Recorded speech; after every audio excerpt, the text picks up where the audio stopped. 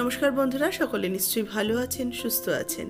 আমার আজকের রেসিপি পটলের যতগুলো রেসিপি হয় সব থেকে ফেভারিট রেসিপি হচ্ছে আমার আজকের এই রেসিপি। আজকের এই রেসিপির নাম হচ্ছে সর্ষে পোস্ত পটল। রেসিপিটা ভালো লাগলে অবশ্যই লাইক করবেন, শেয়ার করবেন। যারা নতুন দেখছেন চ্যানেলটাকে সাবস্ক্রাইব করে নেবেন। জানি এই রেসিপিটা কিন্তু নতুন কিছু নয়, সকলেরই জানা, তবুও আমি আমার মতো করে তৈরি করেছি। আমার বাড়িতে যেভাবে তৈরি করা হয় ঠিক সেইভাবেই আমি তৈরি করেছি। নিরামিষের দিনে ভাতের সাথে কিন্তু এই সর্ষে পোস্ত পটল একাই 100। নতুন বন্ধুদের স্বাগত জানিয়ে, পুরনো বন্ধুদের পাশে থাকার জন্য ধন্যবাদ জানিয়ে শুরু করব আজকের recipe. Welcome to Mimi's recipes. এখানে পটল নিয়েছি, পটলগুলোকে আমি প্রথমে কেটে নিয়েছি, তবে আমি খোসাগুলোকে কিছুটা রেখে কিছুটা বাদ দিয়ে করে কেটেছি।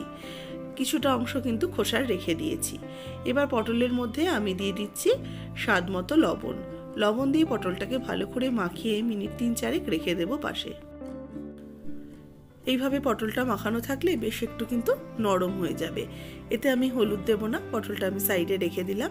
এবার একটা মিক্সিং জার নিয়ে নিলাম, এর মধ্যে দেব কালো সর্ষে। আমি এরকম চামচের 2.5 চামচ দিচ্ছি কালো সর্ষে। আর এর সাথে দেব পোস্ত দেব আমি 2 চামচ। দেব 2 কাঁচা লঙ্কা আর দেব সামান্য একটু লবণ, 1/4 টিস্পুনের মতো লবণ দিলাম। দিয়ে অল্প একটু জল দিয়ে সর্ষে আর পোস্তটাকে বেশ খানিকক্ষণ ভিজিয়ে রেখে দেব।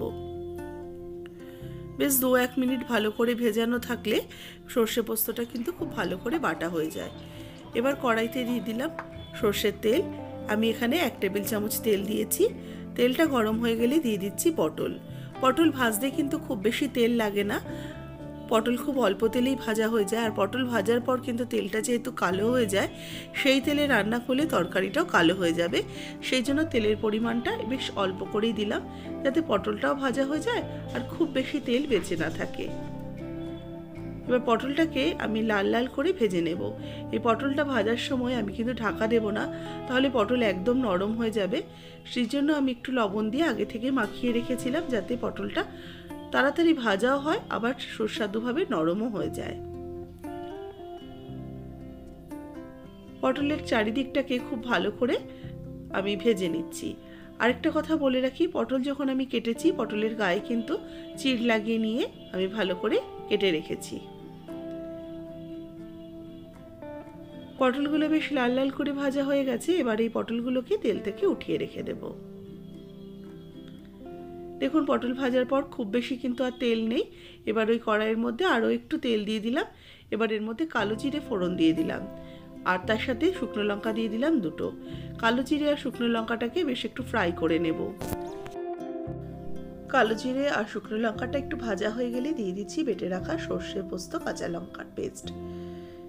এবার এই তেলের মধ্যে সর্ষে পোস্তটা দেওয়ার পরে এটা একটু নাড়াচাড়া করে ভাজা ভাজা করে নেব। আর গ্যাসের ফ্লেমটা অবশ্যই কিন্তু লোতে রাখবো, যেহেতু সর্ষে আছে, চট করে ধরে গেলে কিন্তু একদম তিতো হয়ে যাবে। সেই জন্য গ্যাসের ফ্লেমটাকে একদম লোতে রেখে এটা কনস্ট্যান্টলি নাড়াতে থাকবো। ভালো করে নাড়াচাড়া করে নেওয়ার পর দিয়ে দিচ্ছি স্বাদ মতো লবণ আর দিচ্ছি 1/2 চা চামচ চিনি। লবণটা কিন্তু একটু কম দিলাম, কারণ আমি পটল ভাজার সময় লবণ দিয়েছি, সর্ষে বাটার সময়তেও লবণ দিয়েছি, সেই জন্য খুব সামান্য একটু লবণ দিলাম। এবার দিয়ে দিচ্ছি ভেজে রাখা পটলটা দিয়ে এবার ভালো করে পটলটাকেও সর্ষে পোস্তর সাথে একটু কষিয়ে নেব। 2-1 মিনিট পটল আর সর্ষে পোস্তটাকে একটু কষিয়ে নেওয়ার পর মিক্সিং জারে কিন্তু বেশ অনেকটা সর্ষে পোস্ত লেগেছিল, তার মধ্যে আমি বেশ খানিকটা জল দিয়ে ভালো করে মিক্সিং জারটা ধুয়ে সেই জলটা অ্যাড করে দিলাম। এবার 2 চেরা কাঁচা লঙ্কা অ্যাড করে দিয়ে এবার পটলটাকে আমি এর মধ্যে একটু ফুটতে দেব। আর পটলগুলোকে ঠিক এইভাবে একটু টিপে টিপে দিলে কিন্তু ভেতর অবধি সব কিছু ঢুকে যাবে। দিয়ে দিলাম একটুখানি ঢাকা চাপা। 5 মিনিট ঢাকা দিয়ে রাখার পর ঢাকাটা খুলে নিচ্ছি। এবার হাই হিটে পটলটা ফুটিয়ে নিচ্ছি। আর এই যে একদম একটু পাতলা পাতলা হয়ে রয়েছে, এটা একটু যেন গ্রেভিটা ঘন হয়ে আসে, ততক্ষণ আমি একটু হাই হিটে এটাকে ফুটিয়ে নেব। আর পটলগুলো কিন্তু বেশ নরম হয়ে গেছে। দেখুন, বেশ নাড়াচাড়া করতে করতে কিন্তু গ্রেভিটা অনেকটাই ঘন হয়ে গেছে। এই পর্যায়ে অবধি আমি পটলটাকে রাখবো। এবার গ্যাসের ফ্লেমটা অফ করে দেওয়ার আগে আমি 1 চামচ দিয়ে দিচ্ছি কাঁচা সর্ষের তেল। তেলটাকে একটুখানি হালকা নাড়াচাড়া করে নেব, তবে তেলের ঝাঁঝটা যাতে থাকে তার জন্য আমি কিন্তু আর গ্যাসের ফ্লেমটাকে বাড়াবো না। এবার আমি অফ করে এটাকে নামিয়ে সার্ভ করে নেব। আজকে আমার এই পটল পোস্ত একদম রেডি হয়ে গেছে। আজকের রেসিপি কেমন লাগলো অবশ্যই জানাবেন। আর কেউ যদি বাড়িতে এইভাবে তৈরি না করে থাকেন, আমার রেসিপি অনুযায়ী আপনারা একদিন বাড়িতে তৈরি করবেন। ভালো লাগলে কিন্তু জানাতে ভুলবেন। দারুণ স্বাদের এই পটল সর্ষে পোস্ত রেসিপি কিন্তু নিরামিষের দিনে জমিয়ে দেবে খাবারটা। আর যারা আজকে আমার ভিডিও প্রথম দেখছেন, অনুরোধ রাখছি তাদের কাছে অবশ্যই আমার চ্যানেলটা সাবস্ক্রাইব করে পাশে থাকা বেল আইকনটা প্রেস করে দেবেন।